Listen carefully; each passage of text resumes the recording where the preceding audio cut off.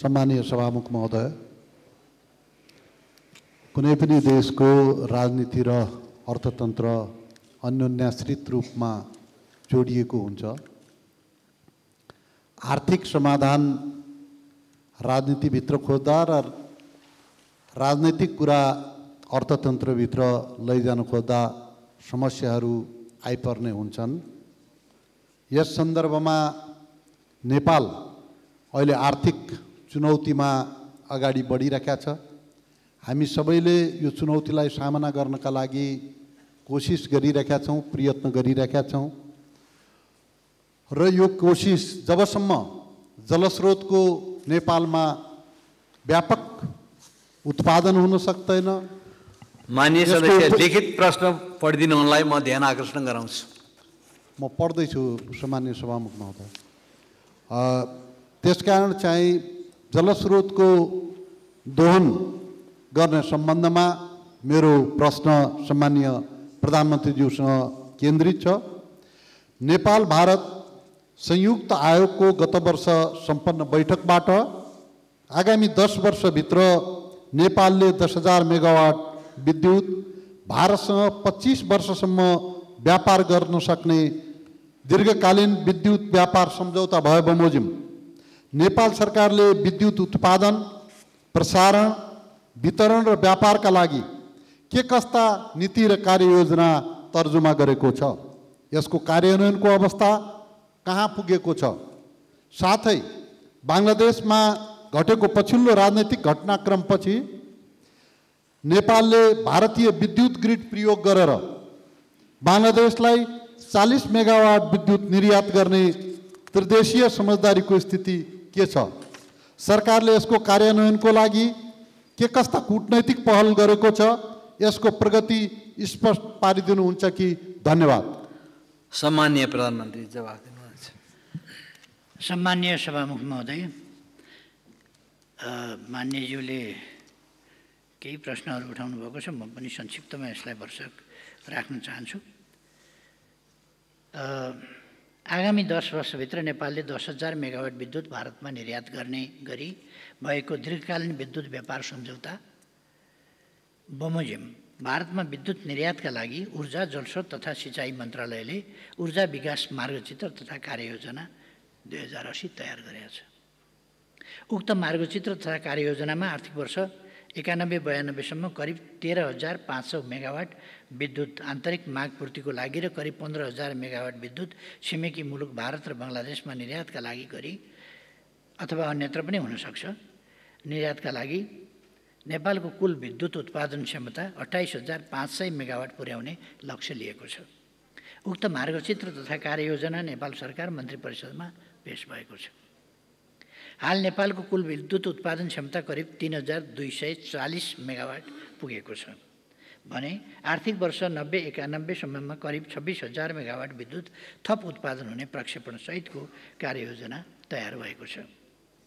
यस कार्ययोजनामा विद्युत खरिद सम्झौता सम्पन्न भएका आयोजनाहरूबाट 5,873 मेगावाट, विद्युत खरिदको प्रक्रियामा रहेका आयोजनाहरूबाट 3,205 मेगावाट, कनेक्सन एग्रिमेन्ट सम्पन्न आयोजनाहरूबाट 3,108 मेगावाट, कनेक्सन एग्रिमेन्टको प्रक्रियामा रहेका आयोजनाहरूबाट 5,648 मेगावाट तथा नेपाल सरकार एवं सरकारी स्वामित्वका कम्पनीहरूबाट अध्ययन सम्पन्न भएका ठूला प्रकृतिका तथा विद्युत खरिद सम्झौताको प्रक्रियामा हालसम्म सहभागी नभएका आयोजनाहरूबाट 4,431 मेगावाट र भारतीय कम्पनीहरूबाट प्रवर्धन भइरहेका आयोजनाहरूबाट 3,679 मेगावाट विद्युत उत्पादन हुने प्रक्षेपण गरिएको छ। आगामी 10 वर्षमा भारतसँग 10,000 मेगावाट विद्युत व्यापारका लागि आवश्यक उच्च भोल्टेज स्तरका विभिन्न अन्तर्देशीय विद्युत प्रसारण लाइनहरू विकासको क्रममा रहेका छन्। ढल्केबर मुजफ्फरपुर 400 केबी क्षमताको पहिलो नेपाल भारत अन्तर्देशीय विद्युत प्रसारण लाइन सन् 2016 देखि सञ्चालनमा रहेको छ। अरुण 3 जलविद्युत आयोजनाको प्रवर्धक भारतीय कम्पनी सतलज जलविद्युत निगम लिमिटेडबाट निर्माण भइरहेको 2500 मेगावाट विद्युत प्रसारण क्षमताको ढल्केबर सीतामढी 400 केबी अन्तर्देशीय विद्युत प्रसारण लाइन यसै वर्ष सम्पन्न गर्ने लक्ष्य रहेको छ। साथै 2500 मेगावाट विद्युत प्रसारण क्षमताको बुटौल गोरखपुर 400 केबी अन्तर्देशीय विद्युत प्रसारण लाइन सन् 2025 सम्म सम्पन्न हुने गरी निर्माण भइरहेको छ। त्यसैगरी 2500 मेगावाट विद्युत प्रसारण क्षमताका थप 2 वटा 400 केबी अन्तर्देशीय विद्युत प्रसारण लाइन इनरुवा पूर्णिया र लम्की बरेली कार्यान्वयनका चरणमा छन्। यी अन्तर्देशीय विद्युत प्रसारण लाइन सन् 2029 सम्ममा निर्माण सम्पन्न गर्ने गरी नेपाल र भारतबीच सहमति भएको छ। नेपाल र भारत अन्तर्देशीय विद्युत प्रसारण लाइनबाट 10,000 मेगावाट विद्युत भारतमा निर्यात गर्न नेपालको आन्तरिक विद्युत प्रसारण प्रणाली पनि सबल र सक्षम हुनुपर्ने हुन्छ।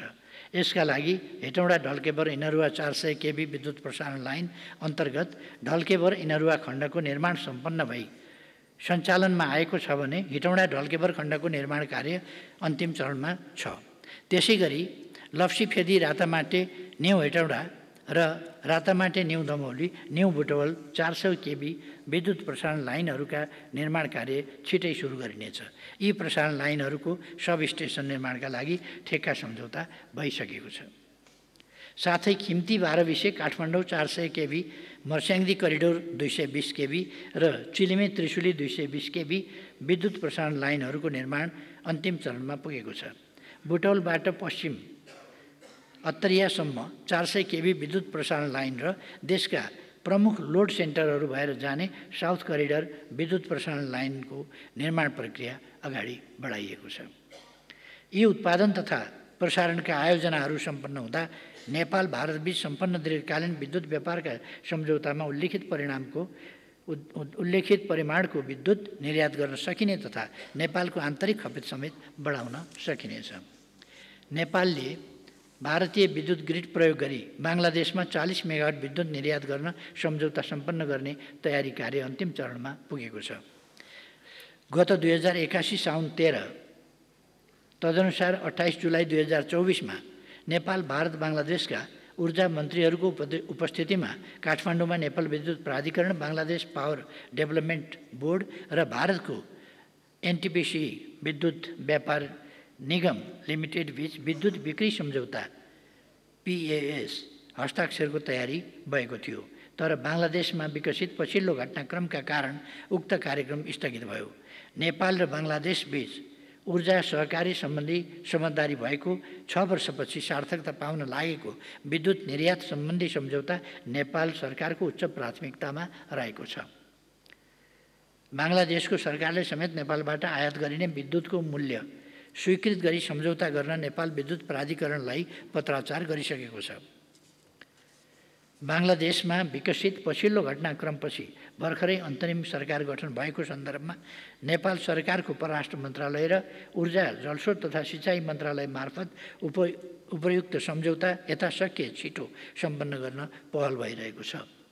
निकट भविष्यमा उक्त समझदारीमा हस्ताक्षर भई नेपालबाट प्रथम पटक 40 मेगावाट विद्युत बङ्गलादेशमा निर्यात हुने र यो दक्षिण एसियामा उपक्षेत्रीय ऊर्जा सहकारीको रूपमा पहिलो महत्त्वपूर्ण कोसीढुङ्गा हुनेछ भन्ने कुरामा म विश्वस्त छु। धन्यवाद। अब प्रश्नकर्ता माननीय सदस्य नारायणी शर्मा प्रश्न राख्न सक्नुहुन्छ। सम्माननीय प्रधानमन्त्रीज्यू, मेरो 1 नम्बर प्रश्न, हाल गठबन्धन मार्फत बनेको सरकारको मुख्य एजेन्डा संविधान संशोधन पनि रहेको भन्ने बुझिएको छ। साँच्चीकै जनता र राष्ट्रको पक्षमा संविधान संशोधन गर्दा अहिलेको महँगी र भ्रष्टाचारको मुहान रहेको निर्वाचन प्रणाली बदलेर प्रत्यक्ष निर्वाचित कार्यकारी प्रमुख र पूर्ण समानुपातिक संसद जहाँ महिलाहरूको 51% सहभागिता हुने गरी संविधान संशोधन गर्ने आँट यो गठबन्धन सरकारले गर्न सक्छ त? 2 नम्बर, देश सङ्घीय लोकतान्त्रिक गणतन्त्रमा प्रवेश गरेपछि राज्य पुनर्संरचना हुँदा हिजोका जिल्ला सदरमुकाम प्राय सुनसान बन्न पुगेका छन्। हिजो नागरिकको अरबौँको लगानी भएका जिल्ला सदरमुकाम खण्डहर बन्ने अवस्थामा छ र अब हिजोको जस्तो बनाउन त सम्भव छैन। त्यसकारण सुनसान बन्दै गरेको जिल्ला सदरमुकाममा भएको भौतिक संरचनालाई उपयोग गर्न के कार्यक्रम रहेको छ?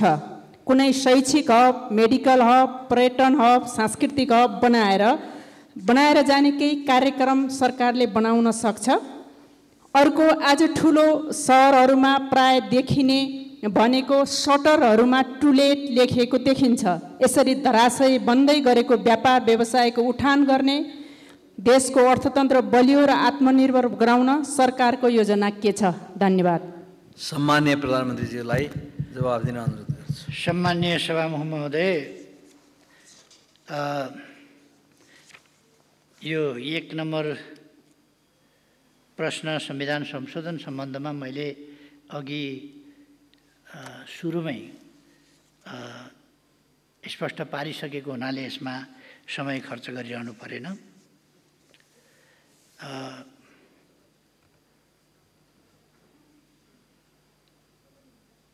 संविधानमा संशोधन हामीले 8 वर्षसम्म यसको कार्यान्वयनमा गरेको अनुभव र देशको आवश्यकताका आधारमा गरिने हो। देशको आवश्यकता भन्नाले देशको हितको पक्षमा जनता, विकास, सुशासन यसको पक्षमा देशलाई आर्थिक सुशासन, समृद्धि, समानताको पक्षमा अगाडि बढाउन जे आवश्यक पर्छ त्यो गर्ने हो भन्ने मैले कुरा अघि नै भनेको छु। यसमा आँट र नआँट भन्ने प्रश्नै उठ्दैन। यसमा आँट देखाउने भएर उल्किने पर्ने जरुरी पनि छैन। जे आवश्यक छ त्यो आँट नगर्ने भन्ने कुरा पनि हुँदैन। जे आवश्यक छैन त्यसमा हौसिएर आँट गर्नुपर्ने आवश्यकता पनि हुँदैन। अब यसमा हामी कसैले आँट गर्ने, कसैले आँट गर्छ कि गर्दैन भनेर हेर्ने होइन। यो आँट गर्न पर्ने सबैले गरौँला, आँट गर्न जरुरी नपरे सबैले नगरौँला। यसमा कसैले हेरौँ त आँट तिम्रो भन्ने, अनि कसैले आँट देखाउने, कसैले हेर्ने किन गर्नु परेको छ र? यो साझा सवाल हो, साझा ढङ्गले समाधान गरौँला। संघीयता कार्यान्वयन पश्चात साबिकमा रहेका जिल्लास्थित केही कार्यालयहरूको काम स्थानीय तह र प्रदेशमा गएको छ। प्रदेशले जिल्लास्थित साबिक कार्यालयबाटै कृषि, पशु विकास, स्वास्थ्य, शहरी पूर्वाधार, खानेपानी लगायतका क्षेत्रमा सेवा दिइरहेको छ। सङ्घीय सरकार मातहत रहेर गृह प्रशासन, भूमि प्रशासन, शिक्षा विकास तथा समन्वय, पूर्वाधार विकासका क्षेत्रमा जिल्ला सदरमुकाम स्थित कार्यालयबाटै सेवा दिइरहेको अवस्था छ। जिल्ला सदरमुकाम क्षेत्रका स्थानीय तहले समेत स्थानीय तहको केन्द्रको रूपमा जिल्ला सदरमुकाम क्षेत्रबाट सेवा प्रदान गरिरहेका छन्। नेपाल सरकारले जिल्ला सदरमुकामसँग स्थानीय तह र प्रदेश जोड्ने गरी रणनीतिक विकास कार्यक्रमहरू सञ्चालन गरिरहेको छ। जिल्ला सदरमुकाममा हालका दिनमा प्रदेशको उपस्थितिले समेत गर्दा थप बजार क्षेत्रको रूपमा विकास भइरहेका छन्। विभिन्न जिल्ला सदरमुकाममा विगतमा निर्माण भएका पूर्वाधारमा सरकारको लगानी खेर जान नदिने र पूर्ण सदुपयोग गर्ने नीति सरकारले अवलम्बन गरिआएको छ र गर्नेछ। सरकारले वित्त नीति र मौद्रिक नीति मार्फत निजी क्षेत्रको मनोबल बढाउने, पुँजीगत खर्च क्षमता अभिवृद्धि गर्ने, सम्पन्न भएका आयोजनाहरूको भुक्तानी दिनुपर्ने रकम भुक्तानी दिने, पहिलेदेखि भुक्तानी नदिएकाहरूको पनि भुक्तानी दिने, उखु दुध उत्पादक कृषकहरूलाई भुक्तानी गर्नुपर्ने बाँकी रकम उपलब्ध गराउन उच्च प्राथमिकता दिने कार्ययोजना बनाएर काम गरिरहेको छ। यसबाट देशको अर्थतन्त्र बलियो र आत्मनिर्भर गराउन मद्दत पुग्ने विश्वास मैले लिएको छु। सँगसँगै म के भन्न चाहन्छु भने कतिपय उत्पादनका सम्बन्ध, उत्पादनका तरिका, उत्पादनका ढाँचाहरू गतिशील हुन्छन्, परिवर्तन भइरहन्छन्। यस्तो कुराहरूलाई हामीले धेरै अनौठो रूपमा पनि लिनु हुँदैन। लहरै अब पहिले यस्ता मलहरू खुलेका थिएनन्। लहरै सटर, एउटा घरमा 4वटा सटर, सानो सटर बनाएको हुन्थ्यो।